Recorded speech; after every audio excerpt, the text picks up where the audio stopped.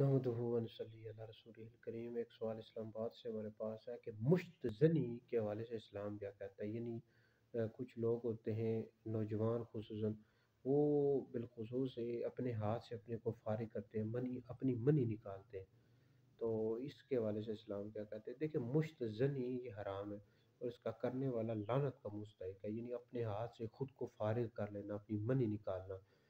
تو اس کا حل یہ ہوتا ہے کہ نکاح کریں۔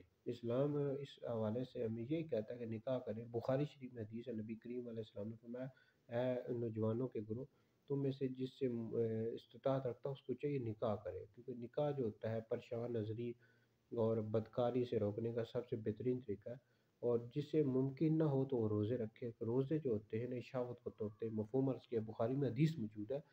تو البتہ یہ کہ اگر آپ کے پاس یعنی اسباب ہیں تو آپ نکاح کریں، اگر اسباب نہیں ہے تو پھر اس صورت میں شہوت کا اگر آپ پر بہت زیادہ غلبہ ہو گیا تو پھر شہوت کی ٹھنڈا کرنے کے لیے، تسکین کے لیے کر سکتے ہیں۔ امید یہ ہے کہ اللہ تعالیٰ پکڑ نہیں کرے گا۔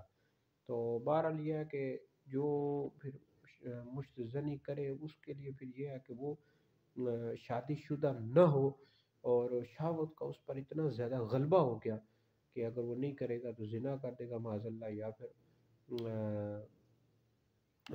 لوڑنا بازی کر دے گا، تو پھر اس صورت میں اس کی اجازت ہے۔ لیکن بہرحال یہ حرام ہے، یہ نہیں کر سکتے، اس کی اجازت نہیں۔ اس کا حال یہ ہے کہ آپ نکاح کریں۔ اسلام جو ہے نکاح کو فروغ دیتا ہے کہ آپ نکاح کریں، نکاح کے حوالے سے ہمیں بتاتا ہے، اس کے فوائد بھی ہیں۔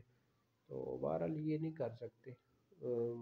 بہت زیادہ ایسا مسئلہ بن گیا کہ اس پر شہوت کا غلبہ ہو گیا تو شہوت کی تسکین کے لیے کر سکتے ہیں، اور اللہ تعالیٰ سے امید یہ ہے کہ اللہ تعالیٰ پکڑ نہیں کرے گا۔